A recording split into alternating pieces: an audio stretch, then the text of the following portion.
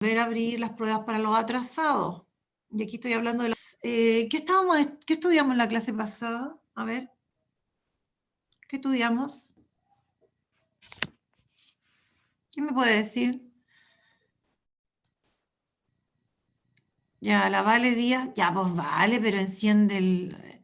No enciendan la cámara, está bien, ya no enciendan la cámara, pero el micrófono. Si yo, la verdad es que después estando en clase es como muy difícil, porque ustedes saben que el chat hay una barrita flotante, ¿no es cierto? Después hay que meterse al menú, es una lata, el famoso chat.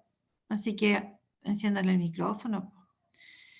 Ya, estamos estudiando la influenza. ¿Qué cosas dijimos de la influenza? A ver si alguien me hace un resumen de los puntos principales que estudiamos. Escucho. ¿Qué fue lo que estudiamos de la influenza?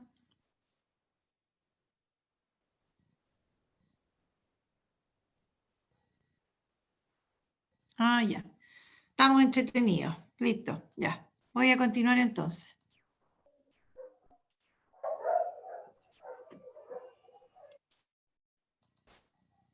Bueno, hoy día continuamos con la influenza. Vamos a hablar sobre todo del virus de la influenza. ¿Ya? O sea, si la enfermedad, si la influenza es compleja, tiene que ver con este virus.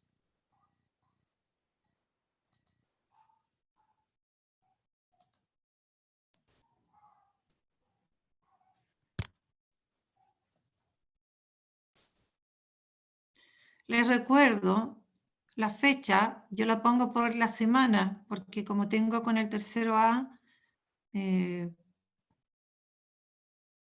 para no poner ni la fecha de ustedes ni la fecha del otro, pongo el comienzo de la semana, ¿ya? Semana del 5 del 10, por si acaso. Listo, veamos entonces. Describir la estructura del virus de la influenza, señalando aquellas partes que sufren mutaciones en él.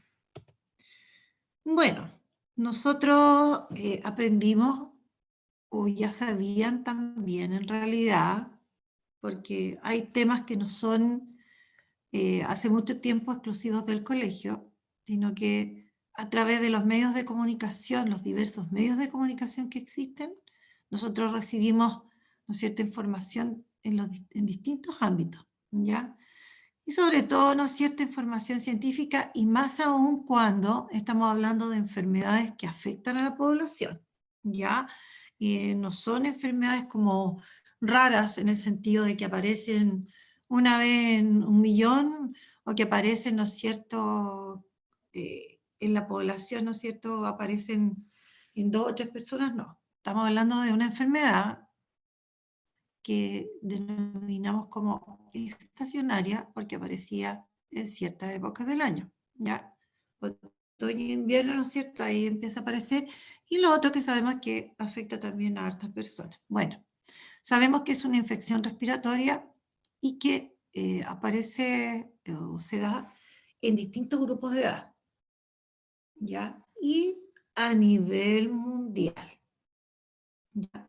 Ahora, además, ¿no es cierto?, esta enfermedad puede llegar a ser bastante grave e incluso producir la muerte, y sobre todo en aquellos grupos que nosotros llamamos grupos de riesgo, ¿ya? Grupos de riesgo en general son, ¿no es cierto?, aquellos grupos que van a estar más propensos a, ya sea aunque estén sanos, sino que por las características de la edad, en este caso los lactantes, ancianos y pacientes con enfermedades crónicas, ¿ya? O también inmunocomprometidos, ¿ya? Por ejemplo, una persona, no sé, o si tiene algún problema inmunológico específicamente, o tiene otra enfermedad que provoque como que se deprima su sistema inmune, ¿ya? Como el caso del VIH, por ejemplo.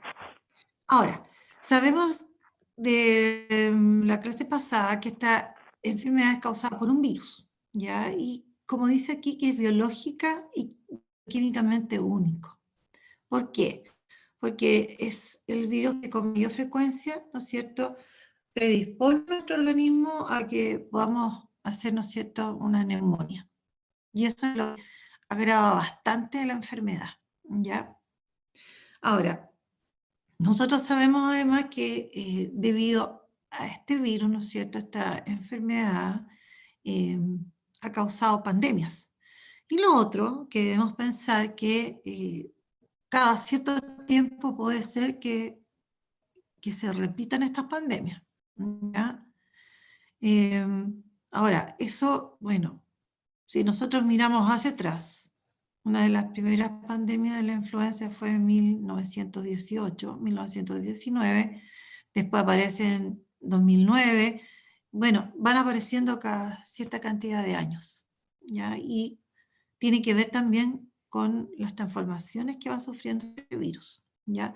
Bueno, pero si bien puede que no produzca o provoque pandemias, sí produce epidemias.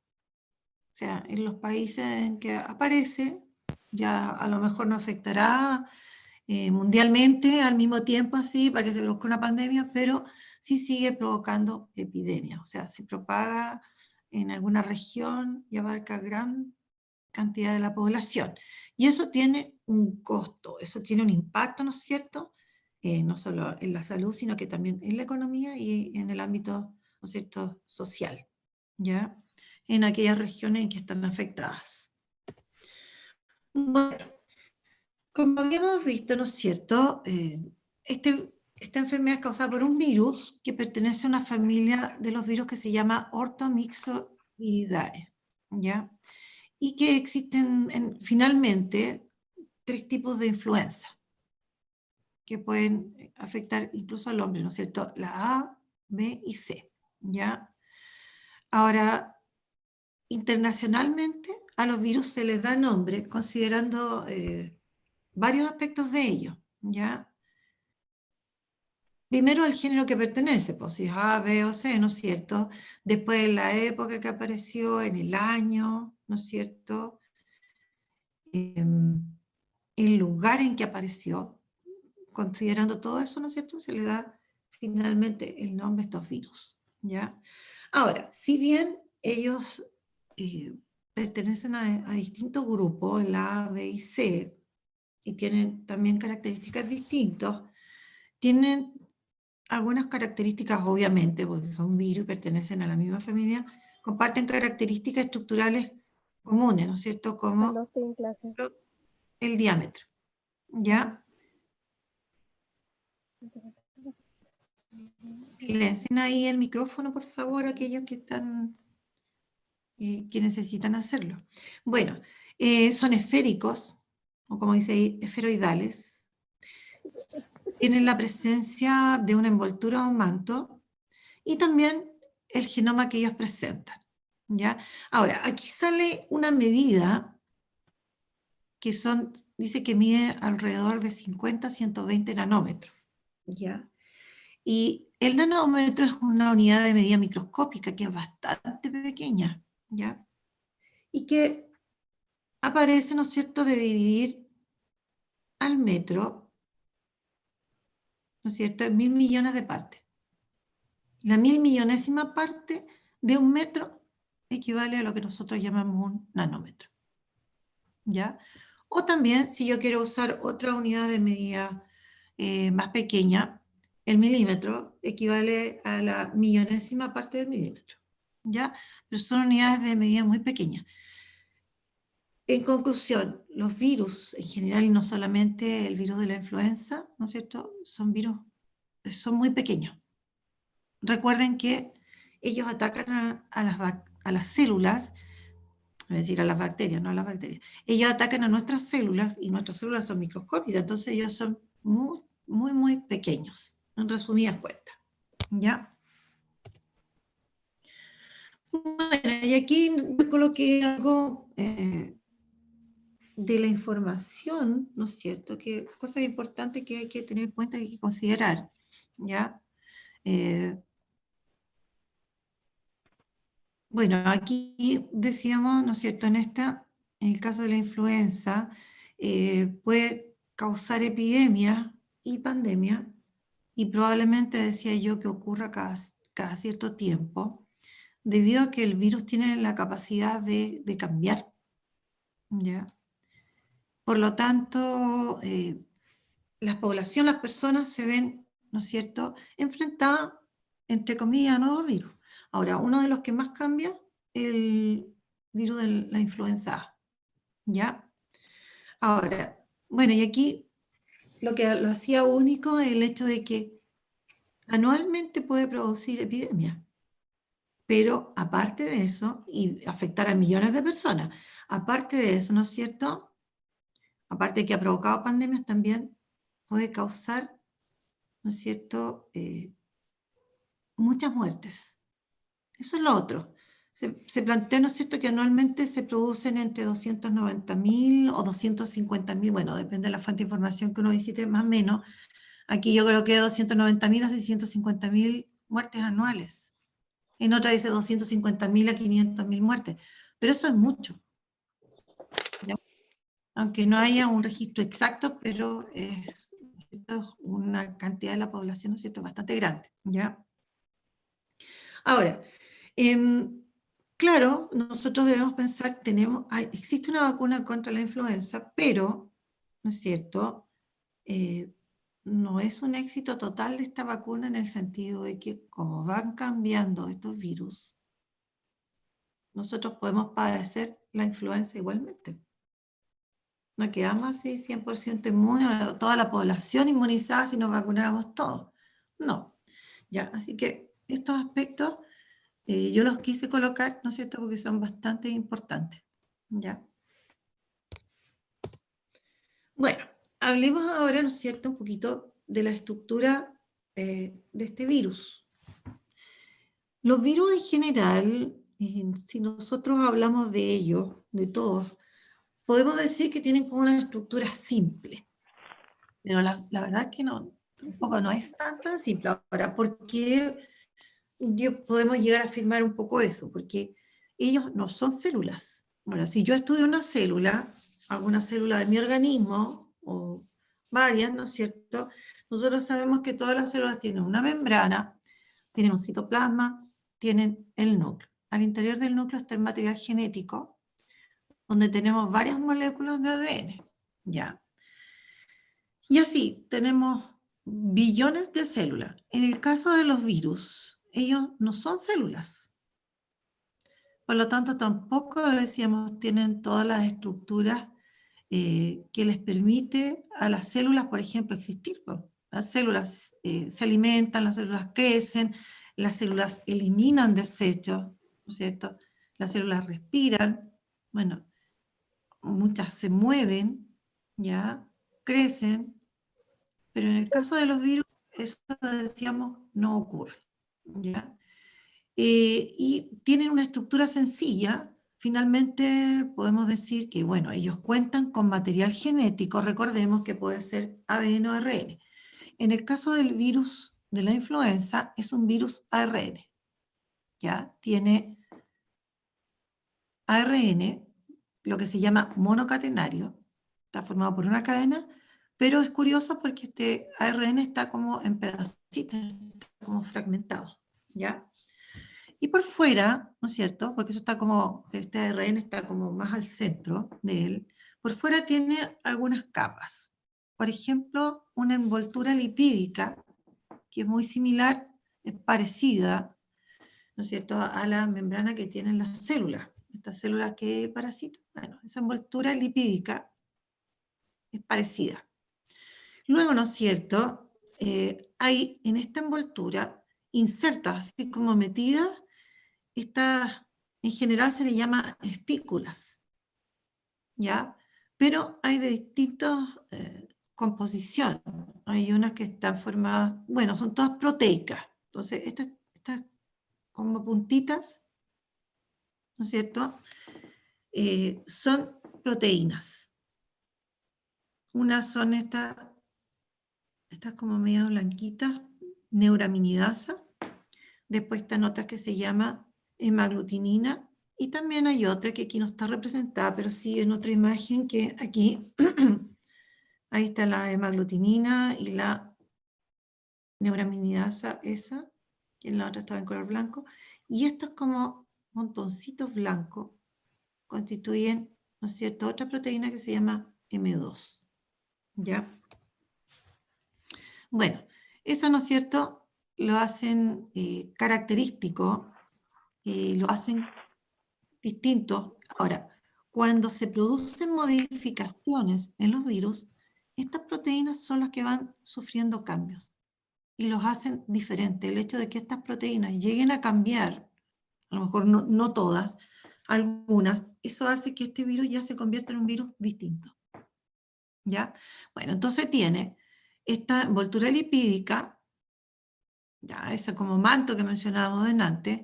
Luego tiene estas proteínas, que son como unas puntitas, son moléculas de proteína, que hay de 3 tipos: la neuraminidasa, la hemaglutinina y la proteína M2, pero que se encuentran, ¿no es cierto?, en menor cantidad. Y luego, por dentro, tiene, ¿no es cierto?, otra como envoltura proteica, ¿ya? Como dice ahí, formando, ¿no es cierto?, la proteína de matriz. Ahí esta envoltura, ¿no es cierto?, está formada por otra proteína, por ahí va a aparecer, es la M1. Y más hacia adentro, ¿no es cierto?, tiene otra envoltura que la nombramos cuando hablamos del VIH, que tienen en general, ¿no es cierto?, una envoltura proteica, también otra más, en este caso, que es la cápside, ¿ya? Y en este caso es como helicoidal, esa cápside que presenta. ¿Listo? Y adentro de toda esta envoltura nos encontramos con el material genético que está ahí, y ese material genético a su vez está asociado a varias proteínas, ¿ya? Entonces, se habla, ¿no es cierto?, de que existen estos complejos polimerasa y núcleo proteico, porque en realidad este ARN está asociado a otras moléculas de proteína, que son necesarias para, entre comillas, la existencia de este virus, ¿ya? Bueno, ahora, el ARN, como decíamos, es el ácido ribonucleico. Se dice que es de polaridad negativa por las características que tiene, y, ¿no es cierto?, que está segmentado o fragmentado. Puede tener 7 u 8 fragmentos, pueden existir. En esa cantidad puede estar, ¿no es cierto?, dividido. ¿Ya? Bueno, entonces, por 8 segmentos de ácido ribonucleico de cadena sencilla. ¿Ya? Entonces, estos fragmentos o segmentos tienen distintos tamaños. Pueden ser 7 u 8. Y están en el interior, ¿no es cierto?, bien hacia el interior del virus y asociados a otras moléculas. De hecho, ustedes pueden buscar, ¿no es cierto?, imágenes del virus de la influenza, y en algunas aparecen mencionadas casi todas las proteínas que tiene. Por lo tanto, por eso les decía yo, si bien es sencilla su estructura, porque no tiene un núcleo, porque no tiene organelos, pero hay varias moléculas que lo están constituyendo, ¿no es cierto?, que se asocian y están dando forma, ¿no es cierto?, a este virus. ¿Ya? ¿Alguna pregunta? Seguiré. El que calla otorga, dicen por ahí. Bueno, como decíamos antes, este virus no está formado por células, ningún virus está formado por células, son acelulares, y más aún, ellos dependen de células vivas. Ya sea de cualquier forma, cual sea el virus, los virus finalmente se apoderan de estas células que ellos, entre comillas, van a parasitar. Hay algunos que se introducen en las células, hay otros que se quedan fuera. Pero sí o sí, para que el virus pueda apoderarse de la célula, en este caso células humanas, ¿no es cierto?, tiene que introducir, si es que él no se mete completo, tiene que introducir su material genético. Y ese material genético finalmente termina apoderándose de toda la maquinaria celular y hace que las células trabajen para él. Porque eso en resumidas cuentas. Entonces, en relación a los virus, la única característica, como lo dijimos con el VIH también, que tienen como de algo vivo, es el que se pueden multiplicar o formar copias de ellos. Pero no lo hacen por sí solos, sino que lo hace la célula a la cual parasitan o la célula, ¿no es cierto?, de la cual, entre comillas, se han apoderado. En este caso, ya, en el caso del virus de la influenza, ¿no es cierto?, las células que este virus va a parasitar son las células de las vías respiratorias. Ya. Para que pueda ocurrir eso, este virus tiene que ingresar entonces al organismo y lo hace a través de la boca o a través de la nariz. Y luego entonces así puede parasitar nuestras vías respiratorias, o sea, las células de las vías respiratorias. Inclusive puede llegar a parasitar células de los pulmones. Ese es el motivo por el cual, ¿no es cierto?, esta influenza o gripe, ¿no es cierto?, produce afecciones respiratorias, produce problemas respiratorios. Ya hay cuadros respiratorios y, ¿no es cierto?, podemos hacer cuadros respiratorios graves en algunas oportunidades. Recuerden que decíamos que es uno de los virus que tiene mayor capacidad como para hacer que estemos susceptibles a desarrollar neumonía. ¿Ya? Entonces, es complicado este virus también, porque ataca directamente a nuestras células de las vías respiratorias, inclusive atacar también a células de los pulmones. Ahora, en estas células de las vías respiratorias, porque este virus se mete al interior de nuestras células, existen una especie como de receptores que están constituidos, ¿no es cierto?, por ácido ciálico. Ya, el ácido ciálico, o los ácidos ciálicos, porque son de varios tipos, ¿ya?, están presentes en la superficie de la célula. Entonces, específicamente, estos virus, con estas espículas que tienen, en forma similar a como lo hace el virus del VIH, ¿no es cierto?, se pegan a la superficie de la célula, específicamente se pegan a esta molécula, a los ácidos ciálicos, ¿no es cierto?, que constituyen a moléculas que están o que forman a las células. ¿Ya? Las células del organismo tienen una serie de moléculas en la superficie y estas moléculas están constituidas en parte también por esta otra sustancia que se llama ácido ciálico. Entonces hay harto, por lo tanto, no le cuesta, una vez que el virus se introduce por la boca o la vía respiratoria alta, ¿no es cierto?, una vez que se introduce, no le cuesta nada unirse a nuestras células de las vías respiratorias porque ahí existe en la superficie de estas células este ácido ciálico, esta molécula de ácido ciálico que el virus reconoce y eso hace que se pueda unir, pegar, adherir a ellas, ¿ya? Bueno, y aquí yo digo que es bastante abundante. O sea, si no existiera, no se podría unir a las células y atacarlas, si no existiera este ácido ciálico, ¿ya? Ahora, ¿qué son estos ácidos ciálicos? Son un grupo de hidratos de carbono, ¿ya?, que constituyen a otras moléculas que están en estas células, como por ejemplo glucoproteínas, como por ejemplo glucolípidos, que forman parte de la membrana de nuestras células, ¿ya? Entonces, insisto, hay harto ácido ciálico que está a disposición de virus para cuando él entra. Entonces, nos podemos infectar fácilmente de esta influenza. Bueno, por ese motivo, por lo que estoy explicando, es que yo coloqué, ¿no es cierto?, estas imágenes acá, ¿ya? Preguntas. Ya. Sigamos. Bueno, entonces, acá hay una imagen que muestra, esto sería, por donde yo estoy pasando el cursor, sería una célula de media respiratoria. Esto sería, ¿no es cierto?, esta molécula que usa como receptor y a la cual se pega, porque este sería el virus de la influenza. Se pega, ¿no es cierto?, a esta molécula del ácido ciálico que usa como receptor, ¿ya? Y luego, ¿no es cierto?, es introducido, porque por un fenómeno que se llama endocitosis. Se ingresa, o sea, como que se hunde esta parte, se va hacia adentro, ¿no es cierto? Y finalmente este virus queda al interior de nuestra célula, ¿ya?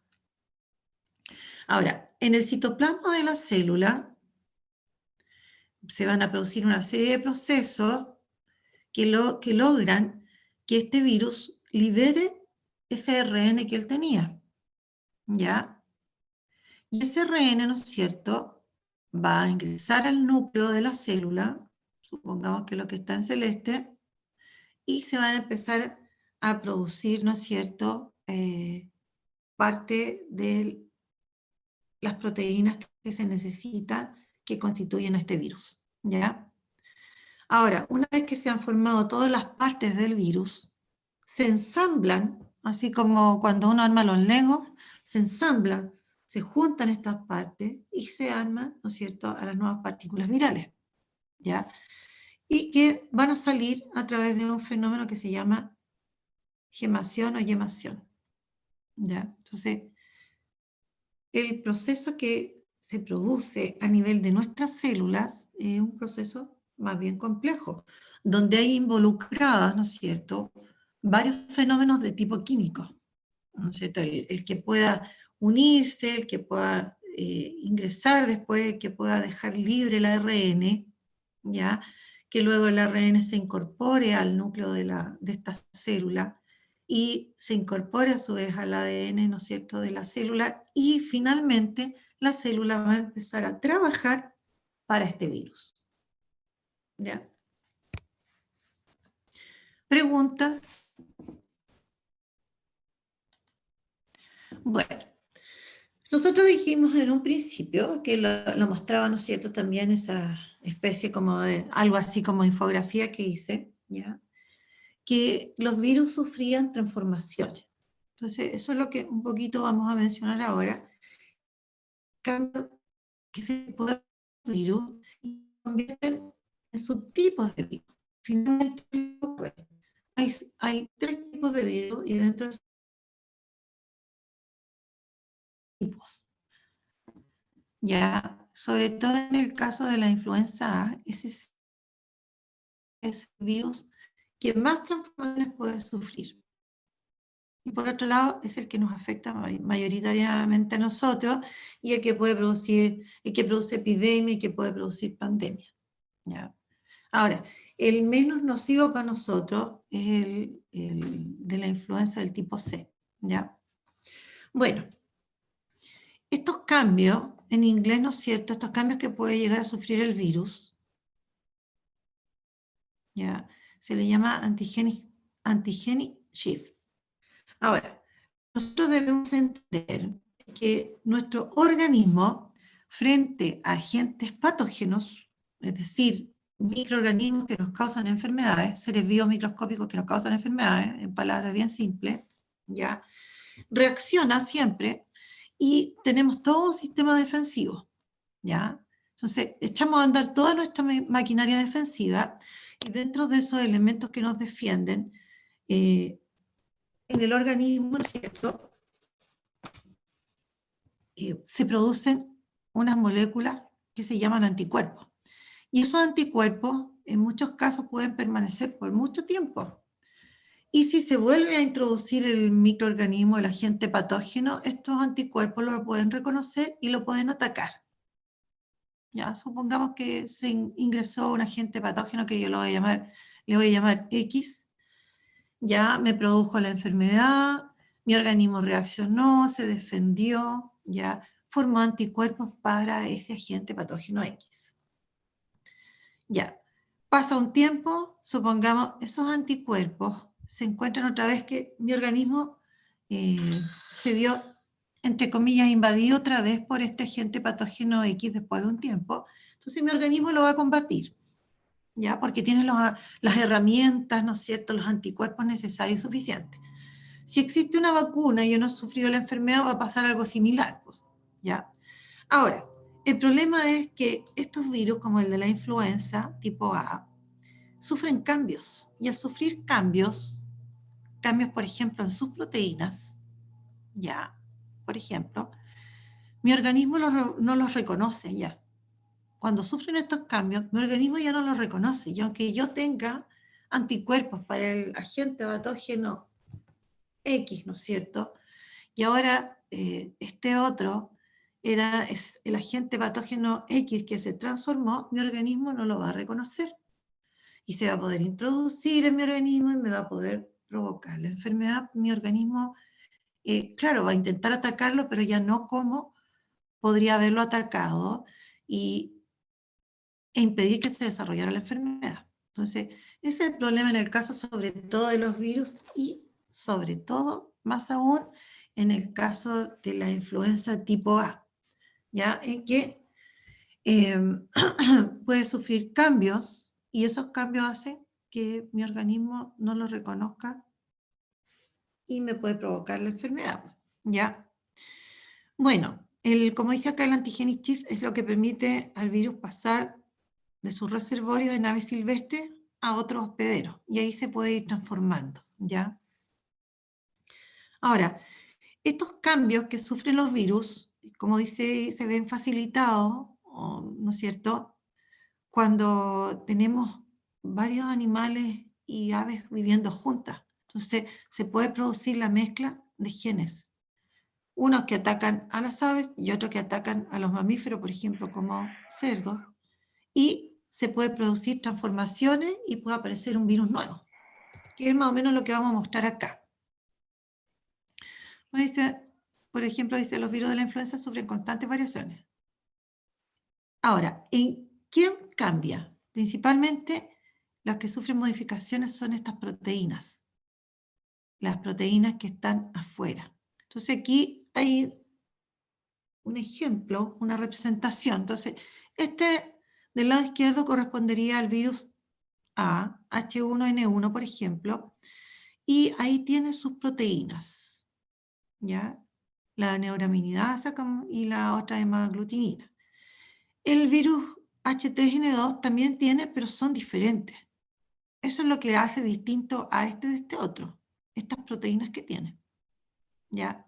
Entonces, estos se encuentran e intercambian genes, y al intercambiar genes, porque ellos son los responsables de estas proteínas que producen y que los constituyen, entonces se van a combinar estos ARN. Recuerden que el ARN está fragmentado, por eso aparecen, ¿no es cierto?, pedacitos acá.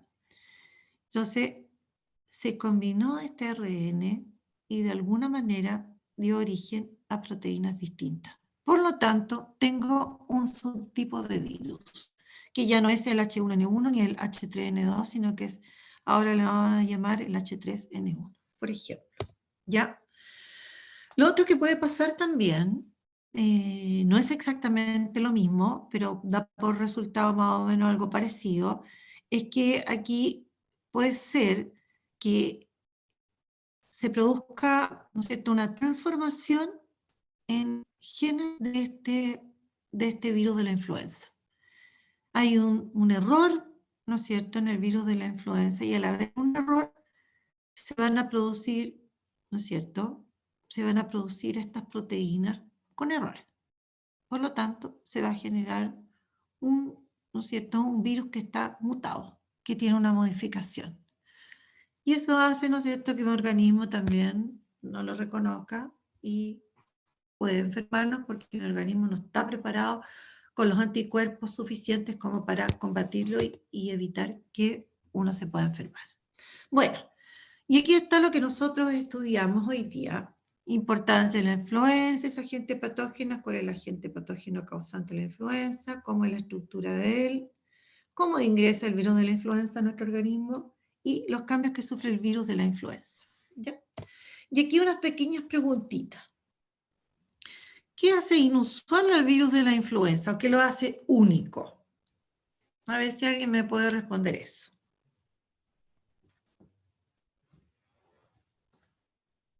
Escucho. ¿Qué puede cambiar? Ya, correcto, ya. Sobre todo, ¿cuál es el que puede transformarse bastante? ¿Cuál de los tres tipos? La de El tipo tipo A. A. El tipo A, la influenza A, ese es como el más peligroso porque tiene la capacidad de poder cambiar fácilmente. ¿Ya? ¿Cuáles serían estructuras principales del virus de la influenza?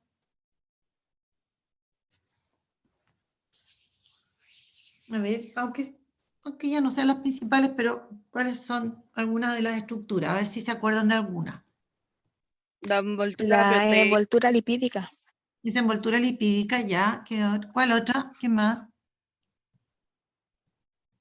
Por El ahí ARN el ARN, ¿no es cierto? Que es el material genético del virus. Ahí está toda la información de cómo es el virus. ¿Qué más?